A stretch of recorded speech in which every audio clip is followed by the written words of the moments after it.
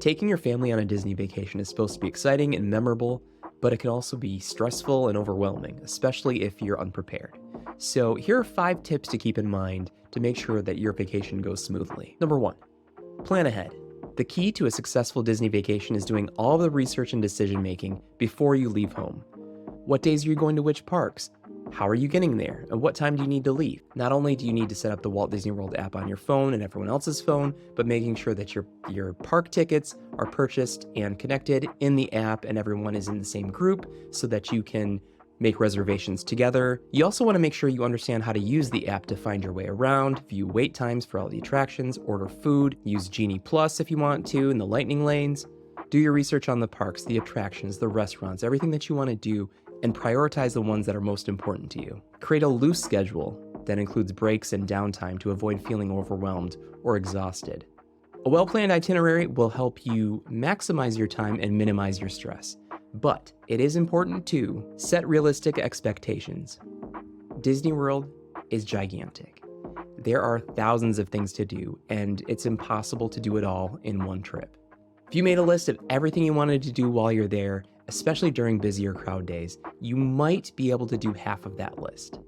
But if you prioritize that list, you can ensure that you have the experiences that are most important to your family. So take that list of everything you want to do and break it up into 3 buckets.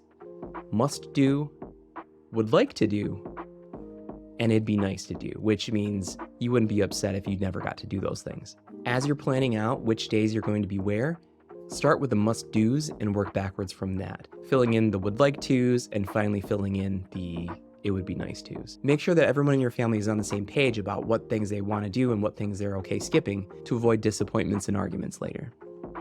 Number 3, take breaks.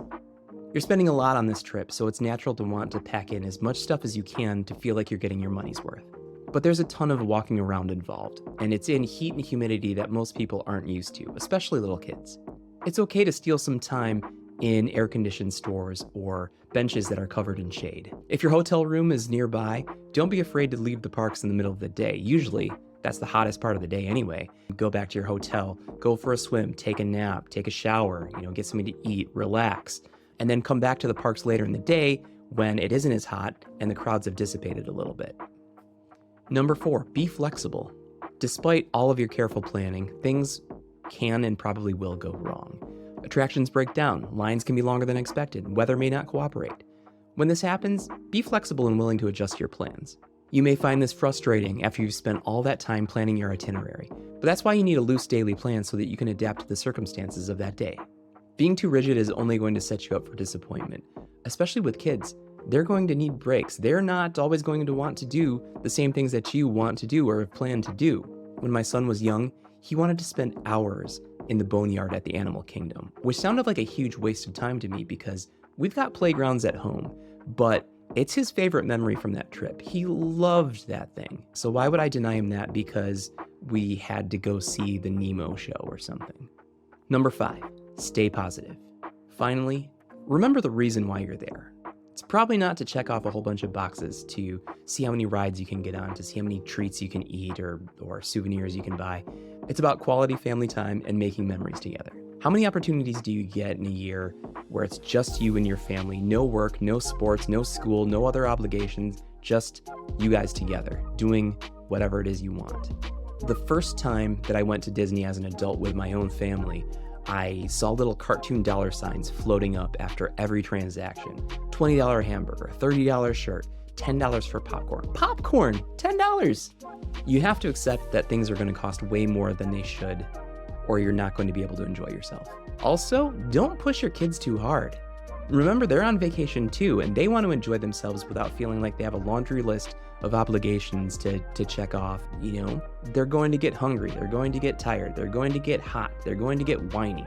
They're going to get really whiny. So remember not to overwhelm them. Listen to them. What are they telling you that they want to do? Even though you may have planned for X, Y, Z, they may want to do something completely different, and you have to consider that because it's their trip too. Give them some ownership over what your plans are. You are spending so much money on this trip. You want it to go well. So if you've planned ahead and you've set realistic expectations for yourself and for your family, you take timely breaks, you stay flexible, then you can be fully present while you're on your trip. You can be there with your family, stay positive, and make sure that everyone has a good time. If you thought this video was helpful, please give it a like as it'll help it reach more people. Thank you, and have a great trip.